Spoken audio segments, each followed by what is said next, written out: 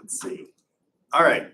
So today we finish up talking about the challenges to philosophical ethics and then move into some marketing theory.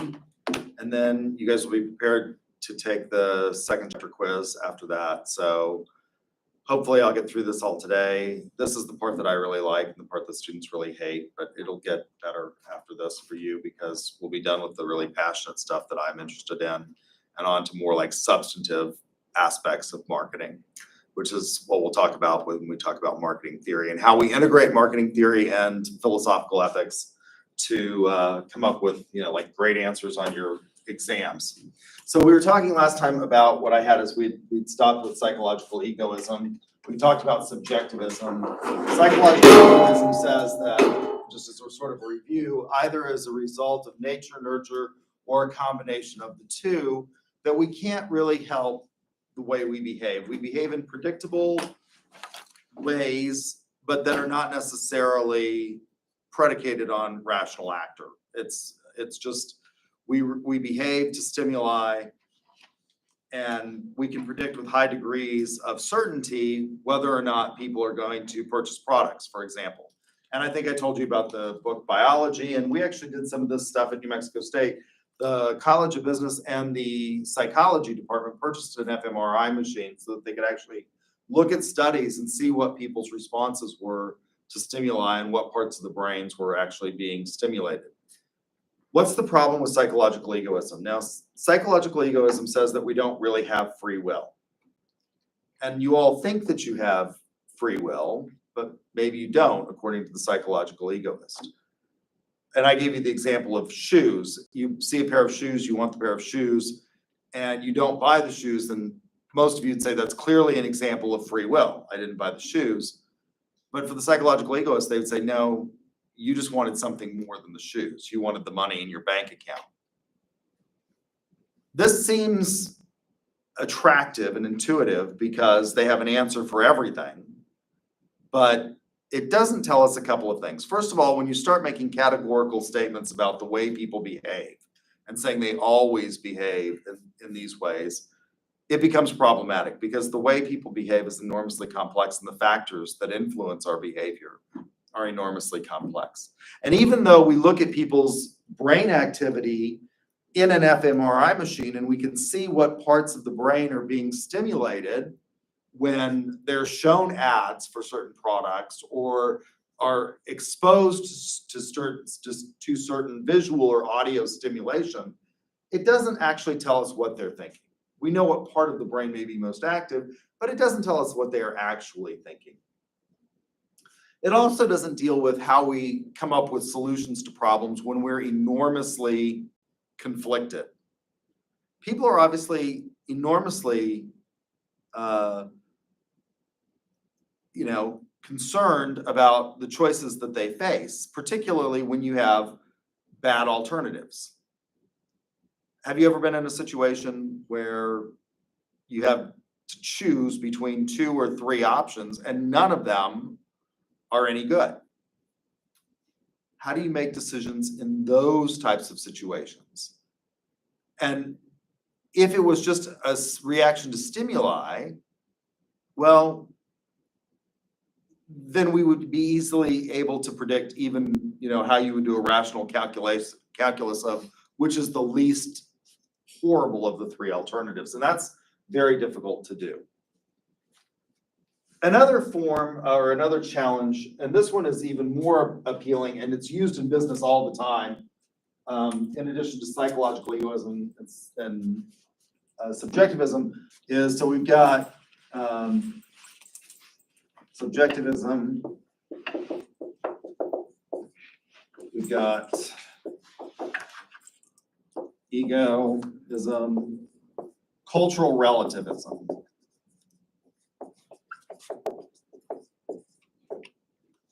This one is used to justify all kinds of behaviors in business.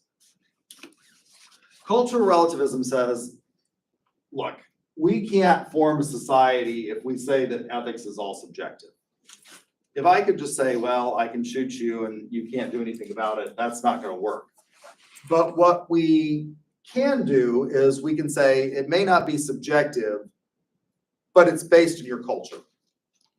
Now, this one is particularly attractive in our postmodern world because we are told that we should respect other people's culture. And in business, we should respect, this marker's going out, other people's customs and mores in dealing with transactions.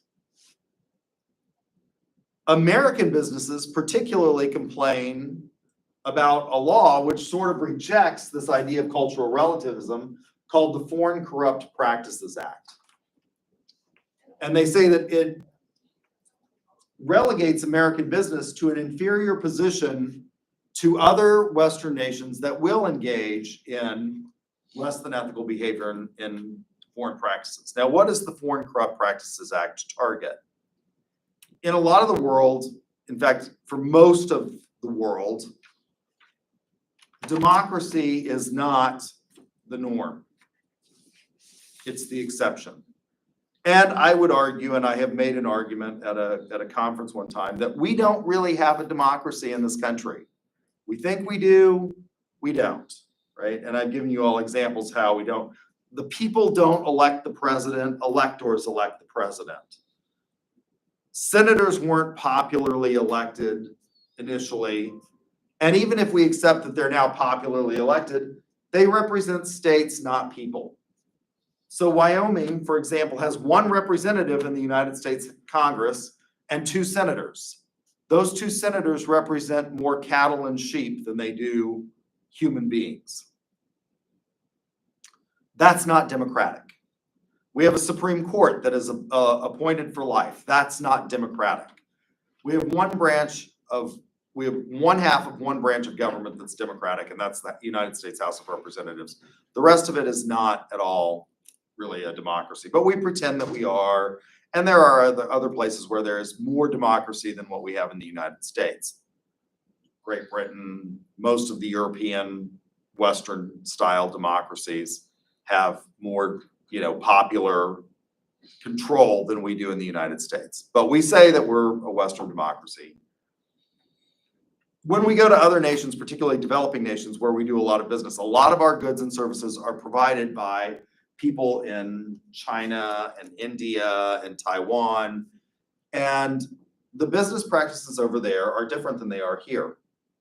If you went back in time to the beginning of the 20th century in the United States, if you wanted to do business in New York City, you paid off the mob bosses, the Tammany Hall political bosses. If you wanted to build buildings in New York City and get permits, you paid them off.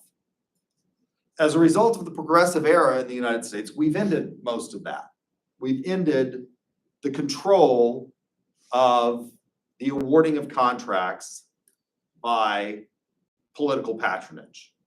I get my guys elected and they give me the bid to build the new city hall.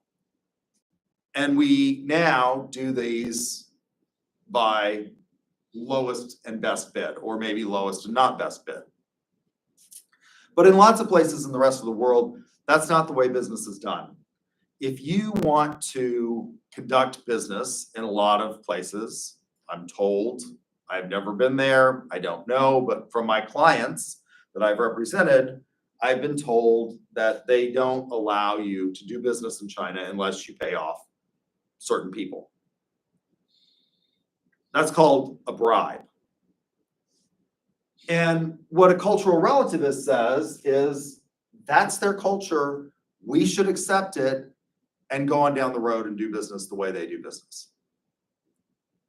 I had a company that I used to consult for. They called and they asked me this question. They said, we need to hire a buyer to go to China.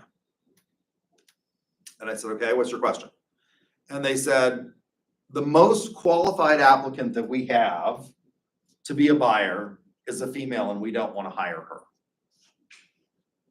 And I said, why not? And I said, what makes her the most qualified? Well, she was from China. She spoke Chinese, not just one dialect, but she spoke several. And she had an MBA. And it was in purchasing and materials and things like that. It was actually from UCO. And I said, sounds perfect. Why don't you want to hire her? Men don't deal with women in the same way that they deal with women in the United States. And so we don't want to hire her because we think it will put us at a distinctive disadvantage relative to our competitors. They won't give her the same deal that they would give a man. And can we refuse to hire her? And I said, no.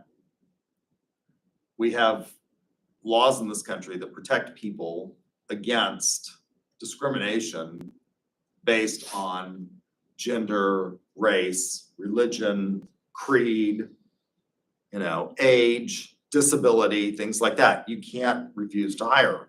And they said, well, we know that there's something called a BFOQ.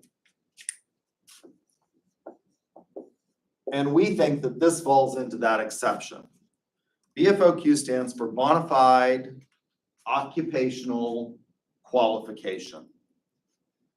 If something is a bona fide occupational qualification, you can discriminate legally against people who don't meet the bona fide occupational qualification. Now, one of the seminal cases in this area, from a legal standpoint, is the Southwest Airlines case. So years and years and years ago, Southwest Airlines was started in Texas, and they basically catered to people in the oil industry, which were at that point in time primarily men, and they were flying between Austin and Houston and Dallas. That was sort of their area. They've since expanded beyond that. And Southwest Airlines came up with the We're the Love airline, where we show you the love. And to this day, they still have hearts painted on their tail of the Southwest planes. And Southwest Airlines argued, because we're catering to business people and we want to be the love airline, our clients want female flight attendants. At the time, they didn't call them flight attendants, they called them stewardesses. And if you went back in time to the golden age of air travel, if you wanted to be a stewardess, you had to be pretty and you had to weigh a certain amount. And they did this. They actually, you can watch a program that didn't last very long, a TV series called Pan Am, which is sort of about the golden age of air travel, where stewardesses would show up at the Pan Am offices in New York to board, get on planes, and they would weigh in. They would have to weigh, and they had to wear certain things. And so Southwest says, they got all these people that wanted to apply to be flight attendants that were men. And they said, no, we're not hiring men. It's a bona fide occupational qualification because our clients want attractive women. And the court looks at this and says, that's not a bona fide occupational qualification. Because what is the primary purpose of what we now call flight attendants, what they called at the time stewardesses? What is the primary purpose? Why are they there? Anybody know? Why are they there? Why do you have flight attendants? Guess why you have flight attendants. Kind of like look over the cabin, I guess. Make sure nothing gets out of hand. Okay. Like you think, I guess maybe as a result of COVID, you can have a duck. As a result of COVID, we've seen an increase in hostile passengers that are assaulting. When there were the mask requirements, they were assaulting flight attendants, right? So you're on the right track there, but it's not because they want to keep passengers. In the past, before COVID, there were not lots of attacks on, people in the cabins of airlines. But you're on the right track. What do you think is their main purpose then? If it's sort of to look over the cabin, make sure things are in order, what do you think their main purpose is according to the FAA?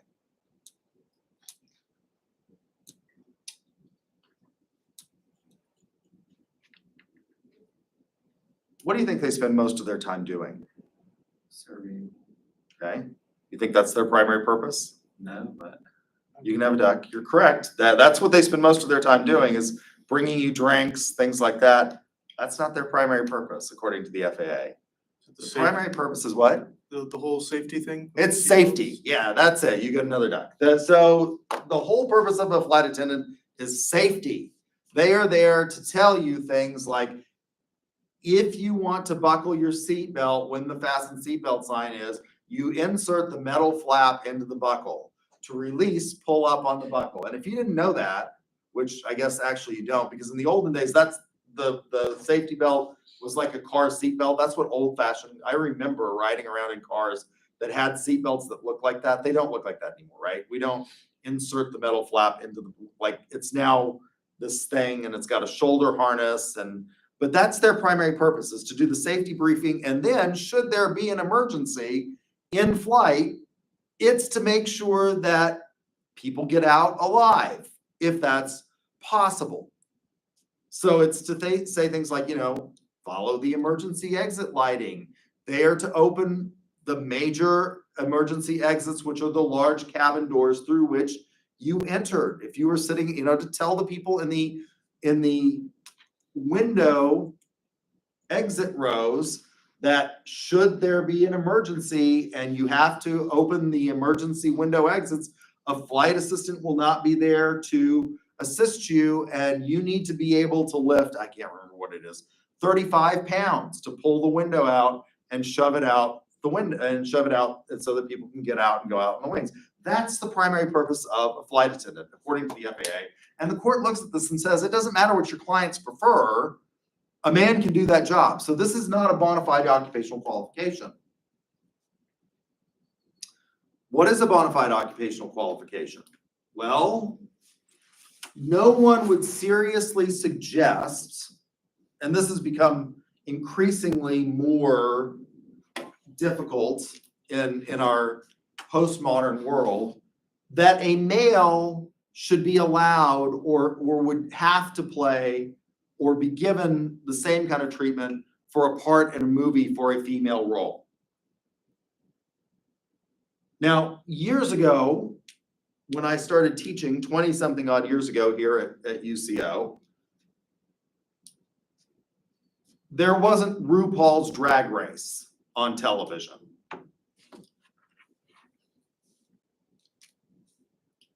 In the contemporary world we live in, there are a lot of female impersonators who I think look pretty much like women. But if you're casting a movie, even though they look pretty much like women, nobody would argue that a director has to hire a female impersonator to play the part. That is a bona fide occupational qualification. So the limit is very, very narrow. And my client wanted to argue that they needed this person to be a male because it was better for business. That doesn't work for the Foreign Corrupt Practices Act. But lots of other countries engage in this. They'll say that's fine. They don't have the same level of protections that we have, and they'll allow you to do that. That's a nod to cultural relativism. So cultural relativism says that it's not that ethics are in the individual, but rather that ethics are in the group. This leads to something, and by the way, the former Chief Justice of the United States Supreme Court, William Rehnquist, believed in this. It's called legal positivism.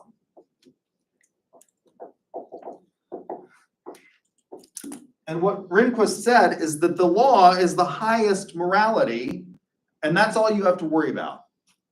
Whatever we decide, whatever the sovereign decides is the law, that's what you go with. And a lot of ethics textbooks say this thing that like the law is the minimum, and it's not. Well, again, what's wrong with this? If you take it to its extremes, we could never have fought World War II. Now, we didn't actually fight World War II because we wanted to save the Jews. We fought World War II because Hitler got real aggressive and started, invading France and was going to invade Great Britain. And it wasn't until the Japanese attacked us in Pearl Harbor that we decided to get into it. But the horrors of World War II led us to realize that you can't use this. It's not a defense. That's our culture. So it's attractive because it seems true that ethics, is very different in China than it is in the United States. But that's the fact that that's existing doesn't mean that it's okay. So again, going back to the three things, why doesn't this work? Cultural relativism allows you to say, like, my group is special. I'm part of the in-group. My group is special. This is the way we do things here. Just accept it. We don't have to accept that, right? So we can adopt things like the Foreign Corrupt Practices Act that say, don't do this in business. And even if it costs business something, well, that's just too bad. We can say that other practices, it's not that we shouldn't have respect for other people's culture, we should. But you have to be able to evaluate and say things are a priori immoral. And the denial of the right to participate or hold a job based on arbitrary and capricious characteristics like gender is not going to work. It's not going to fly. Again, these are all attractive theories because they seem to be true at some level, but we can't use them because they fail the test of the three prongs that create a coherent system of philosophy, which are the valid ethical theories like teleological ethics, deontological ethics, or virtue ethics. Any questions about challenges to philosophical ethics? I had a student actually ask one semester, this was more than 5 years ago, why are you telling us these if we can't use them? Well, because you'll find people making arguments along these lines. When you get into the business world, and I will tell you what ended up happening with my client after I told him that they couldn't do that. 6 months later, they asked me for advice on something else. And I said, what'd you end up doing on the buyer position for China? And they said, oh, we ignored your advice and we hired a man.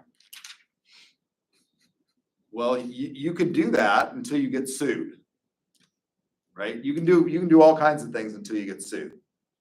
But they're lucky they didn't get sued, but they didn't. And you can engage in unethical behavior as long as someone doesn't call you out on it, right? So let's talk about marketing theory.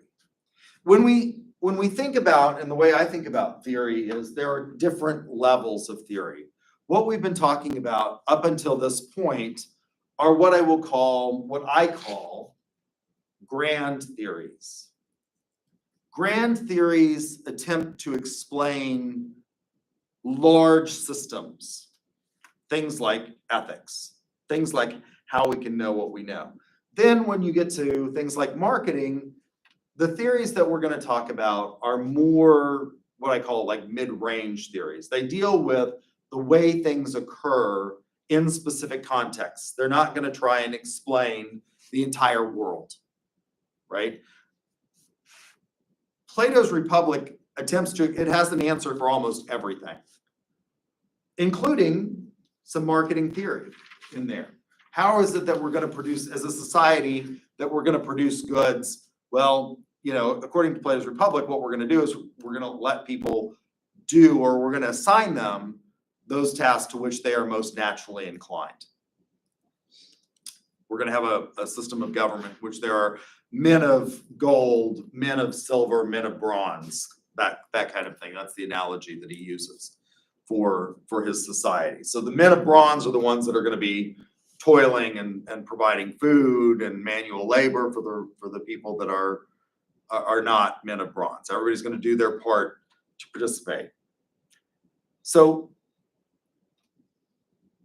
one of the things I think we need to first think about is why people buy things or why they pursue goals.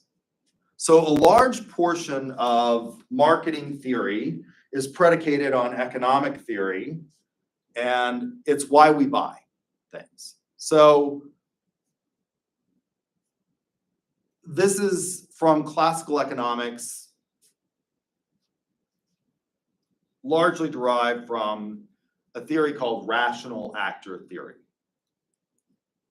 Rational actor theory says that people pursue goals, and in the pursuit of those goals, they formulate plans to achieve those goals. It's you see something that you want, you can't live without it, or you think you can't live without it.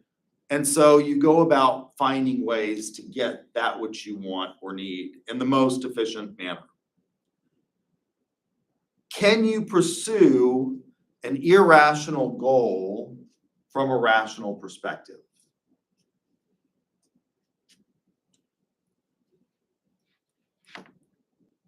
Can you pursue an irrational goal from a rational perspective?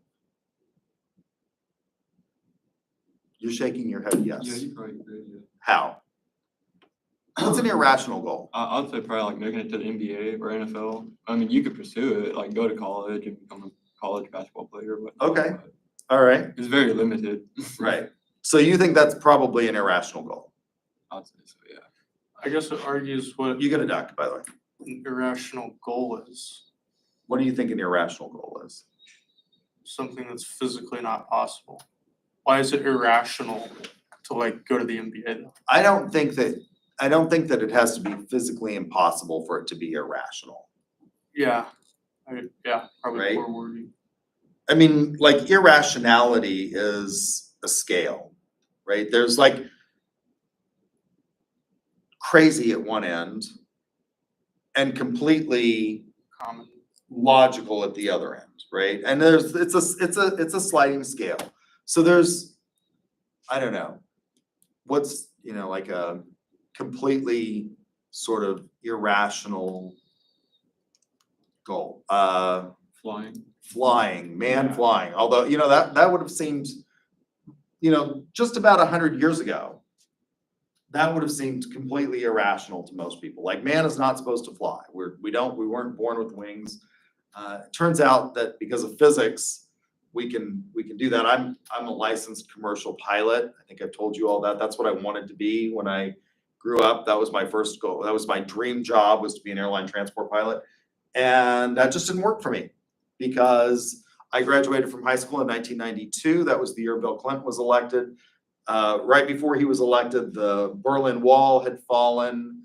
We had no communist countries left really, except for China, which wasn't really all that communist, and Cuba, which is like a non-actor really. I mean, they're set off the coast of Florida by about 90 miles, but it's not like that's, a huge thing. So communism had fallen, and I couldn't get a pilot spot in the military. That's how you become an airline transport pilot. You go into the Air Force or the Navy and you fly heavies. That's what you do. And that was just not going to happen. They were washing people out. They were mothballing airplanes. So I wasn't going to get the training that I needed unless I paid for it.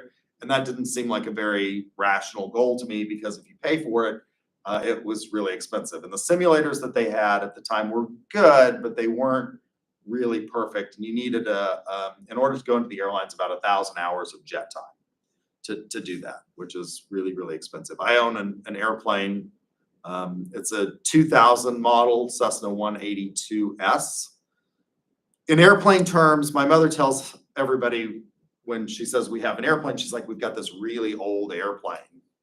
And I'm like, no, Mom, like in airplane years, a 2000 is like practically a brand new airplane, because there are planes out there. They stopped manufacturing light airplanes for a long period of time because of the liability associated with it. And so in airplane terms, like old is like, there's still airplanes from the 1950s that are out there or older flying that people have. And they're expensive. They're not cheap to buy. So like in airplane years, my aircraft is fairly new. That aircraft, to operate it today with gas prices, is about $350 an hour, right? To fly that aircraft. Now, a jet's got two engines generally, unless you're talking about a Vision jet, you can figure out what it costs to get 1,000 hours, and it's gonna be a lot of money. So that didn't seem like a very rational goal to me, so I became a lawyer instead. Because I couldn't afford to pay, $1,500, $2,000 an hour to get jet training. That seemed like to be an irrational goal. But flight itself, at one point in time, that would have seemed like an irrational goal. I think that, yeah, pursuing an MBA career is for most people probably not a real rational goal. How many people are actually here at UCO, we're a D2 school. Does anybody watch our games? Does anybody go to our games? No. And how many people actually play basketball or football for schools like UCO from high school? Even like at a school like UCO where nobody goes to our games. Literally, they try all kinds of ways to get you to go and nobody goes to the games. Why? That's just not, we're not OU, we're not OSU. It's not televised. So, it's not a major factor. Most people come here to get an education and they leave. We're a commuter school. We don't have a large on-campus population. Now, even there are some D2 schools. Actually, I don't think Northwestern is actually a D2 school. They may be an NIA school. I'm not sure. They actually have some people that go to the games there because it's in Alva, Oklahoma, and there's nothing else to do in Alva, Oklahoma, but go to the, college football. And again, most of the students that play for Northwestern Oklahoma State that are on scholarship for football or basketball are not Oklahomans. They came from someplace else. So what are the chances of you getting even a college scholarship? Well, of the huge pool of people that play basketball or football or any sport in high school, the number that get scholarships is very minimal. My brother actually got a sports scholarship in tennis to OSU. He was the only American on the team. Everybody else was Brazilian. They were all from Brazil. Not even South America, Brazil. So, yeah, maybe that's an irrational goal. But you can pursue that from a perfectly rational standpoint. If you're going to do this, what are you going to do? Well, you're going to play in high school and you're going to work really, really hard and you're going to train and you're going to try and be the best high school player in your school. And you're going to, attempt to get seen by scouts and go to college and play in college and then, hopefully get drafted by a major league team. That's less than, 1/100% probably of the people that make it into the NFL. And even then, people that seem like they should be stars. It's amazing. I watched a special the other day on television about all of the Heisman Trophy winners that turned out to be like complete and utter failures in the NFL. A lot of them from Oklahoma. Oklahoma has one of the most successful football programs in the nation, right? We've had a lot of Heisman Trophy winners. And two recent ones that come to mind that were just complete and utter miserable failures are Sam Bradford and forgotten the first name, White. What was this? Jason White, right? Both of them were Heisman Trophy winners, I believe. And both of them were what? I think Jason White lasted one season. Is that right? Did he last one? I think so, yeah. Bradford lasted longer than one season, It wasn't very much. but it wasn't very much. It may have been like four seasons. Somewhere in there. Okay. Who else was a Heisman Trophy winner that didn't last? Tim Tebow. How many? He actually played more, but he was highly. But these are award winning, and they're just not very good. So it's a very small percentage. So yeah, that's an example of pursuing an irrational goal from a rational perspective, I guess. More mundane. Why do you want the things that you want? Why is it that we want? I thought, for example, when I was younger, that my life would not be complete unless I had a Rolex. And so I hounded my parents until I got a Rolex for graduation. It's now like 30-something years old. I love it. I wear it I have lots of watches, but it's the one that I wear almost every single day is my Rolex. I want a better Rolex. I want the all gold model. I have the two-tone. I would like a presidential model. Those are like crazy out of sight right now. I think the starting president Rolex, if you bought it new, if you can find one, start at about $25,000. You can get a previously owned one for about 17 right now. It's a lot of money. Why do you need that kind of, does anybody need a gold presidential Rolex? Probably not. But you can pursue that rationally. I want a Rolex. I'm going to get a good job. I'm going to work so that I can afford a Rolex, and I'm going to buy it. That's probably an irrational goal. So you can pursue these irrational goals from a rational perspective. So we're talking about lower level rationality and higher order rationality. So most of classical economic theory is predicated on this idea of rational actor theory. People pursue goals, and in pursuit of goals, they take certain steps to achieve those goals. What's a better goal? Well, I talk to students in my principles of marketing class about what makes a good goal. Well, a good goal is one that's clearly defined, it's measurable, and it's obtainable and it's realistic. Right?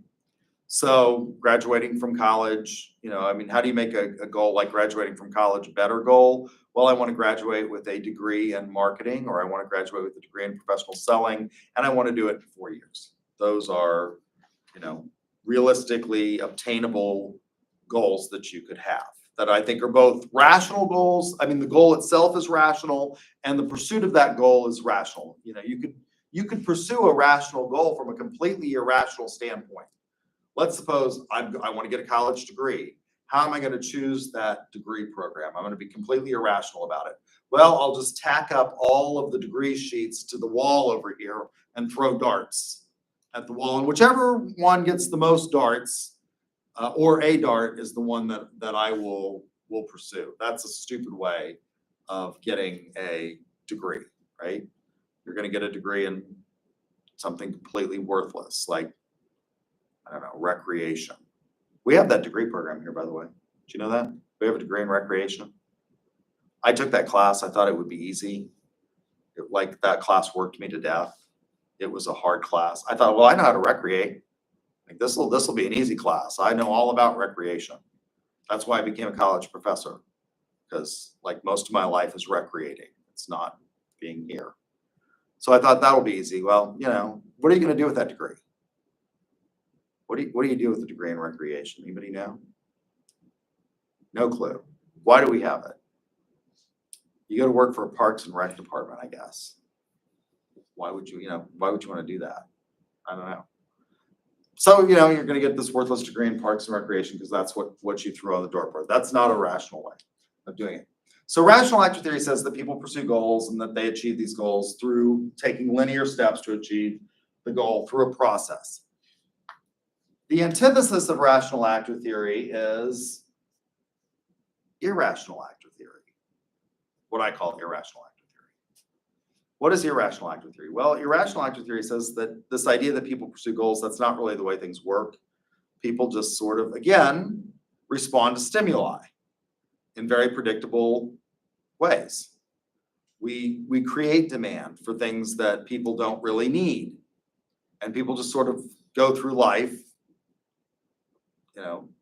just sort of making it day by day. The synthesis of those, if we think of it in Hegelian terms, would be something that people do behave in irrational ways a lot of the time. But when it really matters, maybe they behave in more rational ways. What do I mean by that? Well, you all are marketing students, and I'm sure you've been told this over and over and over again, and you know it, and you probably still do this. You've been told that if you want to be smart consumers from a marketing perspective, you should never go to the grocery store hungry. As a marketer, you should know this. Because what are you going to do? And they lay out grocery stores. There's a whole school of thought that talks about the way we should design grocery stores. It's called retail anthropology. And what do grocery stores do to try and get you to buy more stuff? Well, they put stuff on end caps, on displays. They put stuff up by the cash register that you're going to be you're going to be more likely to buy, particularly if you're hungry. I do this all the time. I know, as somebody who has a PhD in marketing, that I should not go to the store when I am starving to death, but I will do it anyway. And in spite of the fact that I tell myself, like, you shouldn't be buying this, it's like I'm buying all kinds of stuff that I shouldn't buy because I'm just starving to death. And when I get to my truck, I'm opening up the bags of potato chips as fast as I can and eating them. So you should, like, go to the grocery store, at a time when you've eaten lunch. And the other thing you should do is you should do what? You shouldn't go to the grocery store and just wander around. You should make a list. How many of you do this? And stick to the list, because if you stick to the list, you're less likely to have these impulse purchases.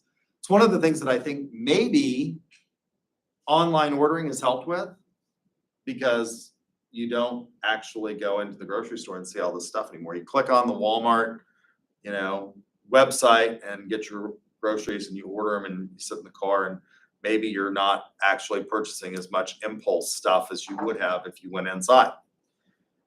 So that's rational actor theory and economics, right? So we're going to look at this and figure out how we should not manipulate people from an ethical standpoint. With regard to marketing in particular, there's a number of theories and they correspond to various epochs in marketing. So A papers, by the way, and so somebody asked me the other day, what's the difference? You've shown us an example of a C paper on the exam. What's an A paper look like? Well, an A paper is going to combine ethics with looking at, in a fact pattern, for example, what kind of marketing theory you can match as well.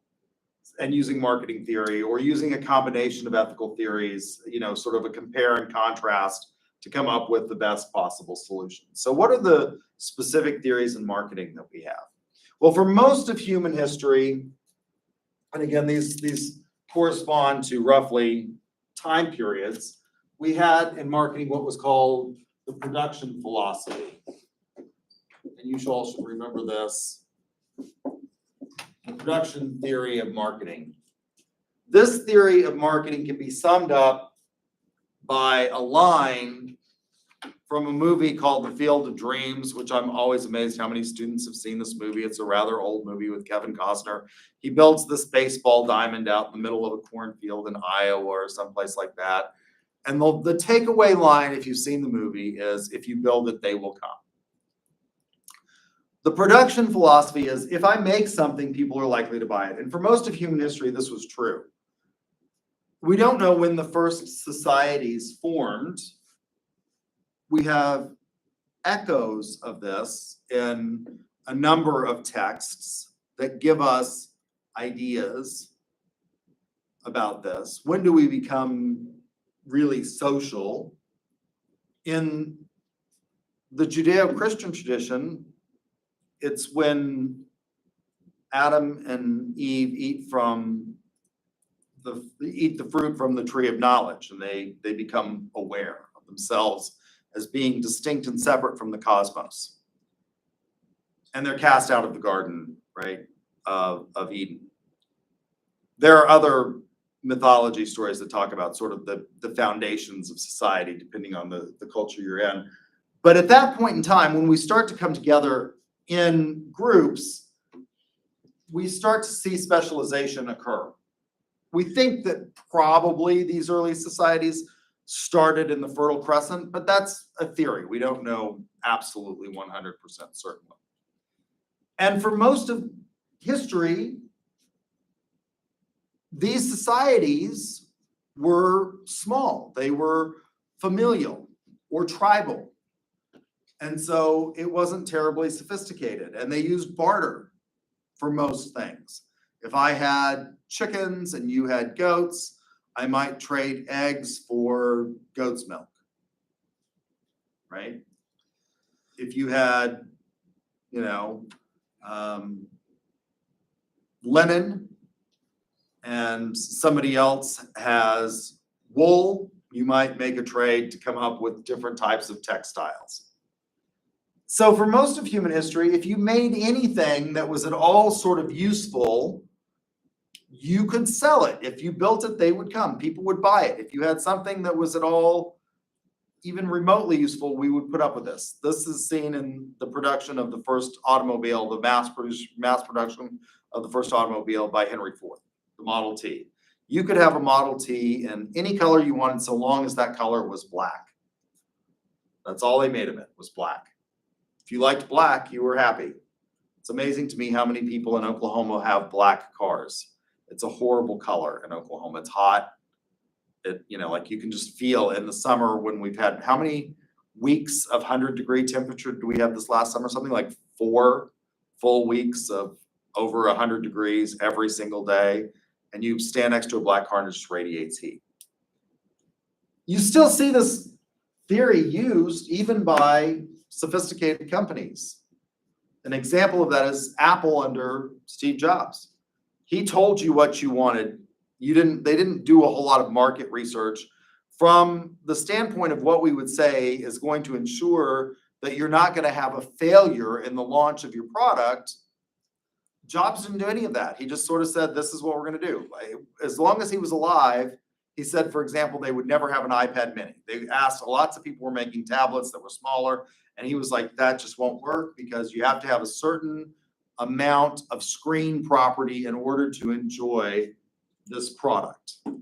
Now, the minute he died, they become a less production-oriented company, and they have started doing market research and developing things like the iPad Mini for people who want a smaller screen because it's obnoxious to have this huge thing when you're traveling on an airplane or something like that. But we still see this used. So if you build it, they will come in things like the iPad. What other company is an example of a production philosophy? Microsoft.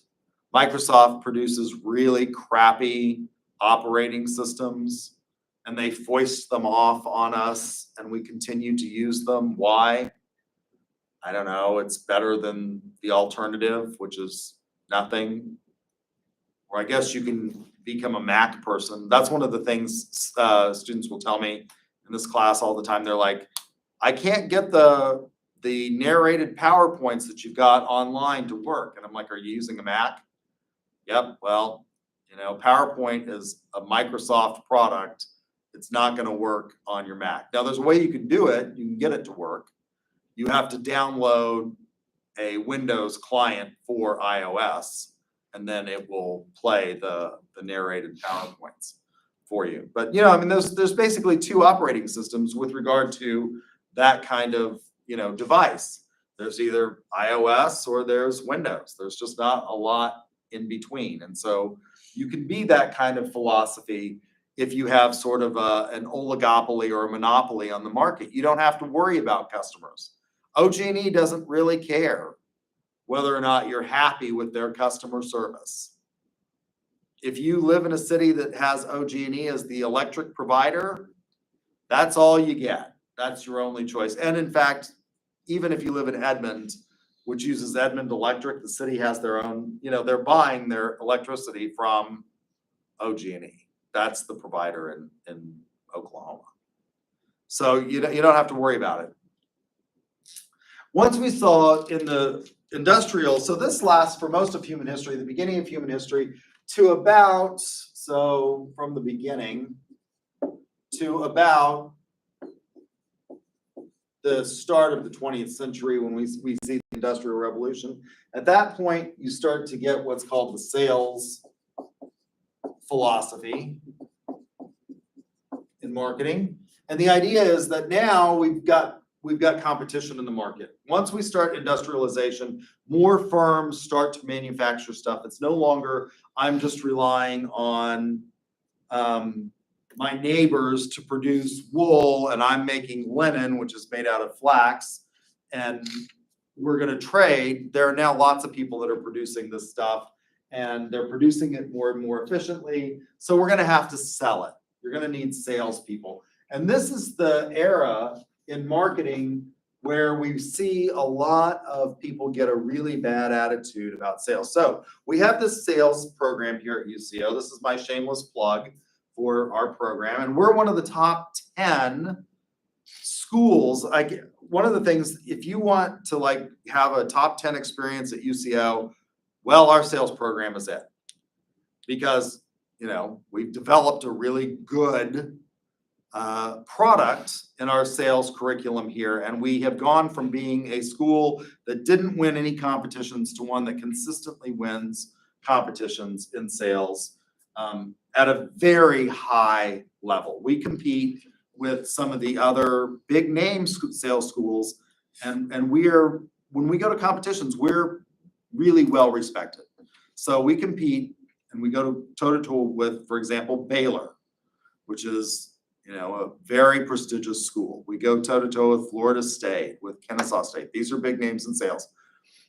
One of the problems that we have in our sales program, and when we started it, is a lot of students would say that we're majoring in business, particularly in general business. Well, I want to get a business degree because I want to get a job. I realize that if I get one of those degrees over in the land of hippy dippy across the parking lot there, I'm probably going to starve to death and die and not be able to support my family. You know, I'm going to be hanging my degree from the cappuccino machine at Starbucks. You know, that's what I'm gonna, I mean, literally, I have talked to students who are musical theater majors here at UCO, and I'm like, what are you gonna do with that?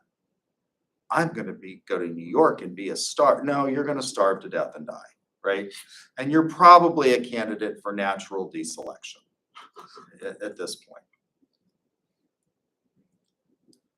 But, you know, we would say you should get a sales degree. All of those skills that you got in musical theater are, you know, useful in sales. You're going to know how to make a presentation. You're going to know how to talk to people. You can be alert and chirpy.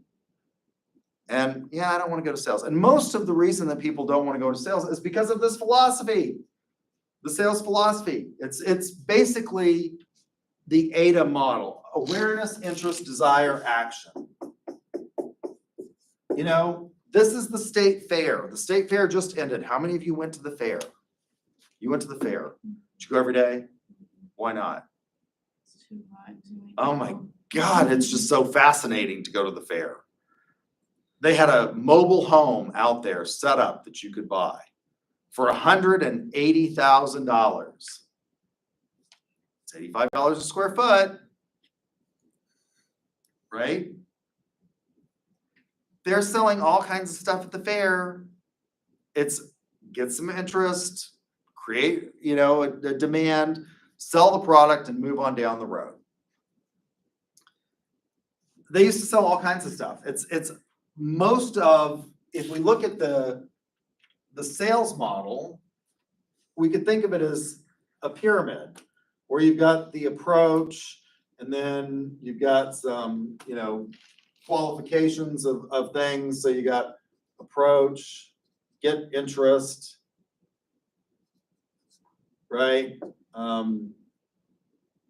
Overcome objections, learn something about your client. And most of it is spent in closing. The biggest part of your time is going to be spent making a hard pitch and closing and doing that. You know, this price is only good today. I can only give it to you for the next 15 minutes or the first 15 callers. You all have seen these infomercials on television. We're giving you this for the cost of shipping and handling for the first 15 callers. After that, the price is going up. So we're going to spend a lot of time closing. The model that we rely on now really is an inverted pyramid where we spend most of our time at the top learning about, you know, identifying needs and figuring out what our clients want. And if you do that, you don't have to spend very much. The close down here is not a big percentage of your time. If you actually spend a lot of time prospecting, and this is one of the things that salespeople hate the most because it's lonely work. The prospecting part of sales is really, really difficult because it's tedious and it's boring. It's about finding out who is actually going to be, anyone is a lead, right? But not everyone is a qualified lead. Rolex doesn't want to sell a watch to everybody. they want to sell a very limited amount of watches. And they maintain, in fact, they have maintained, even through the pandemic, they didn't increase production. And all these people had all this money, like it's hard to find a Rolex right now. Because all these people had all this money, they couldn't spend it on anything, and they were going out and buying luxury watches. Now, I think there will be a glut in the market in about 2 years when all those people can't afford to keep those luxury watches and they're having to sell them and interest rates are at 18% or whatever. But, you know, finding an actual qualified lead, somebody who, everybody wants a Rolex, maybe not everybody, but you know, there are lots of people that would like a Rolex, but there are those that can afford the Rolex. It's culling out, and that's a difficult process. So if you do a lot of time prospecting and you spend the time up front, closing is actually easy. Whereas if you're using this older model of sales where it's like, I'm gonna get your attention with an approach, I'm gonna get some interest, and then I'm gonna try and get you to buy, well, you're wasting a lot of time because a lot of people are just not gonna do it. They're gonna walk away. It's gonna be too much. So spending time up front. But this sales philosophy is really about, in this era, it was no longer about if you build it, they will come. This is like, you go from Ford being the only producer to the Dodge brothers, you know, coming in, and then other people coming into the car market.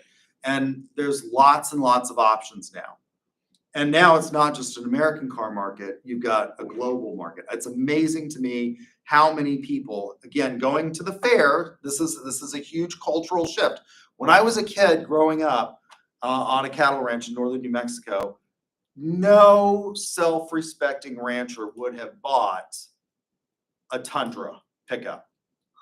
That would have been the closest thing to commie talk that you were gonna, nobody would have bought a pickup from any place other than the good old US of A. And now Tundra is, you know, now it's still not the, you know, #1 selling pickup in America, which has been for something like 25 years, the Ford F-150, but they're making an inroad into that selection process, right? So we get the sales philosophy, and this is what we try to overcome in the sales program. We try to teach about relationship building and recognizing that, again, going back to Aristotle, there are different types of friends. And a lot of people would say you shouldn't mix business with friendship. Well, you want to do business with your friends, and it's easier to keep a client than it is to go prospect for a client. So, you know, you want to build relationships with people. It's easier to do that. After the sales philosophy, well, then we start getting even more people in the market for lots of stuff. And so you get really the birth of marketing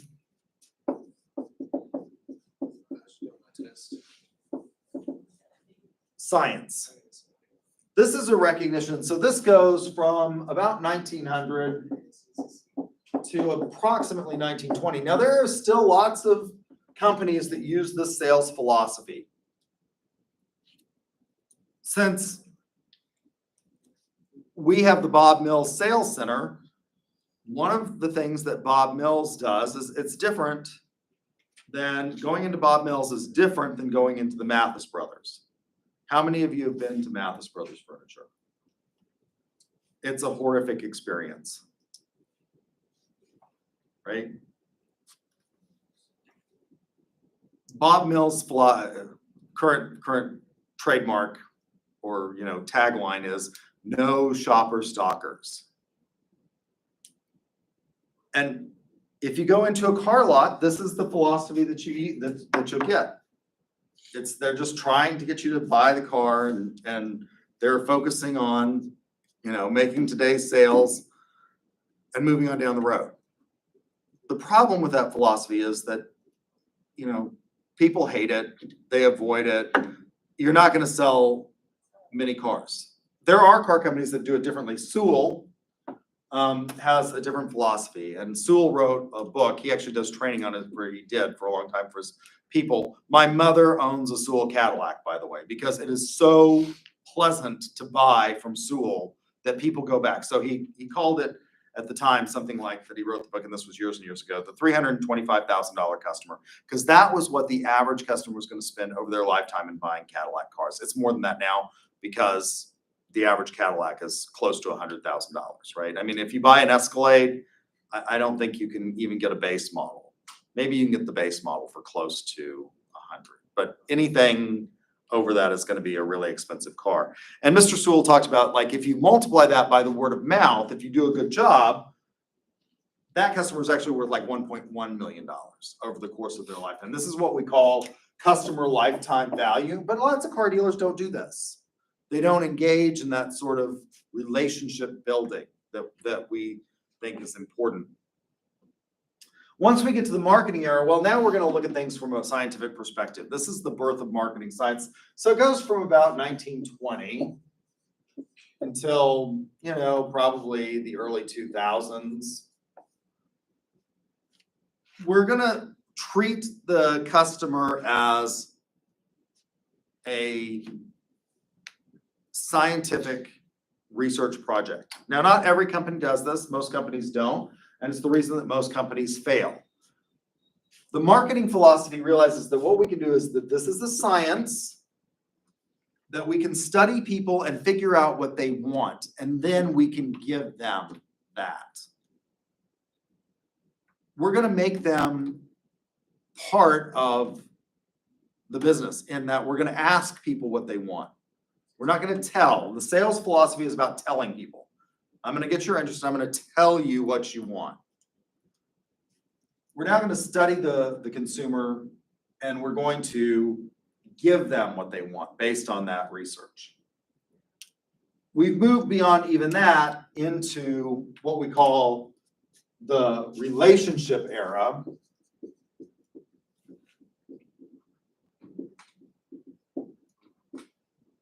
Where it's not just, and this is from about 2000, depending on who you talk to the present. So it's now not just about figuring out what the customer wants, but it's actually about building a relationship with them. This is also called value co-creation.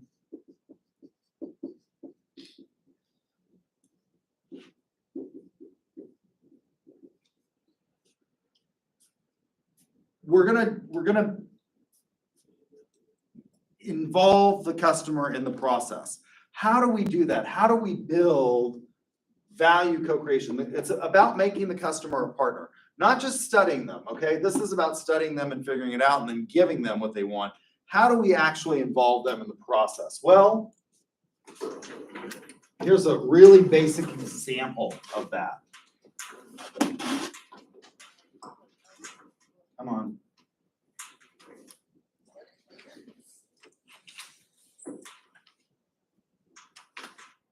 There we go.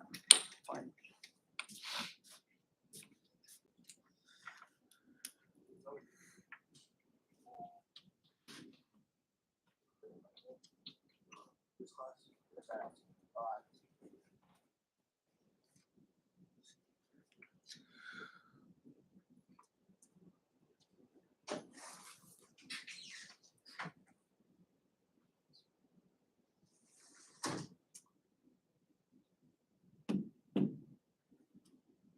For most of the history of M&Ms, they were this hard shell chocolate candy that their tagline was, M&Ms melts in your mouth, not in your hands. I can assure you that that's a lie. If you have sweaty little hands like I do, you can hold M&Ms in your hand, they'll melt, and the color will come off in your hand. But that was their thing. Melts in your mouth, not in your hands. And they came in these little cellophane packages that were brown that said M&Ms on them, and they were, I don't know, a couple of ounces, and they had the same boring colors. In fact, they used to have red M&Ms, and then they got rid of the red M&Ms because they figured out that the food dye that they were using to make the red M&M color was toxic. And that's bad when you're killing your customers. And so they took the red M&Ms out. And then I can remember when red M&Ms came back. But for most of the history of M&Ms, they were this hard shell chocolate candy that came in brown and blue and green and yellow and then red and then not red. And then they brought red back when they figured out how to make a dye, a food color that wasn't toxic. And that's, you know, you got them at the store, at the convenience store on the way in. Then they came up with peanut M&Ms. That was sort of a variation to get more people, because some people like nuts in their chocolate, and so they did that. And now they've come up with almond M&Ms. But now M&Ms is literally, you can make your own M&M. They no longer have to come in these stupid little cellophane packs. You can create your own M&M. This is an example of value co-creation. You can choose your colors through My M&Ms. It's no longer just those standard colors. You can now do pastel colors. So you can choose, you know, 1 or 2 or however many colors you want. So you can pick your colors that you want. And then you can pick, if it's for an event like a wedding, you can customize it. You can put your, I love this. Let's see if we can get it to come up. There we go. Look at this M&M right here. Oh, you can put your creepy little picture on the M&M, your little pinched face for your wedding. And you can get them in all different kinds of stuff. You can get them in these little tins. You can get them in bottles that look like champagne bottles. You can get them in a gumball machine. It's mass customization. So we're gonna not just study the customer, we're gonna make the customer a part of our team. And we're gonna provide value. What is this? Well, if you really like M&Ms, which I kind of like M&Ms, if you really like M&Ms, now you can have M&Ms for your different events and things like that. You can give them as gifts for your company. People remember things like that, right? And so it's not just about studying what customers want, that they want something that they can have when it's hot outside and it doesn't melt in your hands very, very quickly, like a Hershey's bar does. You can have this product, and now you can customize it. You can get all kinds of colors and shapes, and it doesn't just have to come in these packets. You can get it in tins, you can get it in all this other stuff. So this is value co-creation. It's mass customization. It's making the person a part of the team. Now, in some respects, we've gone back and we've now seen more just sort of researching in more recent eras. So for example, Dell was an example of mass customization, and they've now figured out that a lot of people don't really want to mass customize their Dell. So when Dell first started selling computers, you called Dell or you went online and you ordered a Dell, and they put in all of the things that you wanted. They put in the processor that you wanted, and they put in the amount of storage that you wanted. And what they figured out is that, particularly with things like with regard to that, or you don't have one, I thought you did, but like that device, people actually want to pick it up and feel it. And so they're selling Dells in places like Best Buy and Sam's and stuff like that, because not everybody wants a mass customized. Most people have no idea what kind of processor they need. So they sort of came in, you know, like ultra fast, sort of medium and slow. And what do most people, they don't know what they need. So they buy the medium package, right? That's just sort of the standard. They just bought the middle. iPad does this. They came out with a small, when you talk about memory on iOS, it actually is like the storage capacity. Most people, when they would say, you know, like you get the memory that you want in the Dell, they thought that meant like how much you could put on there. That's not what that means, right? But with regard to iPads, it is. And so they came out with like a small, a medium, and a large.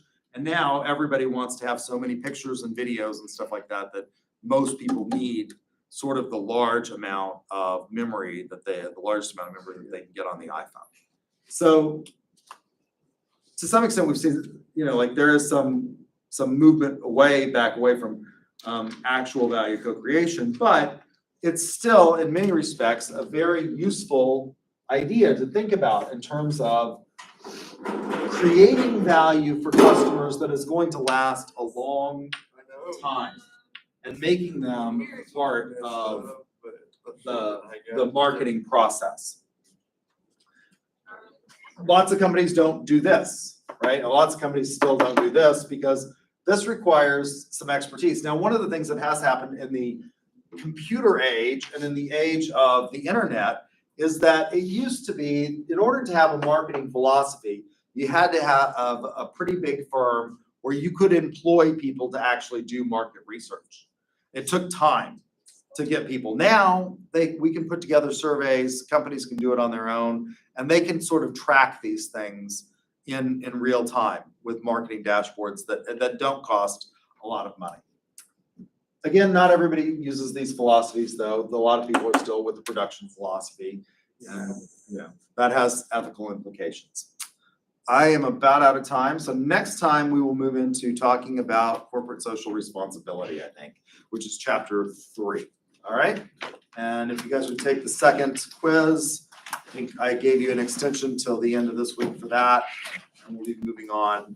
And it will go a lot faster now that we're through the philosophical part that I really like. So I will see you in a week. Have a good week. And hopefully when I come back, I can tell you that we are a full member of USCA.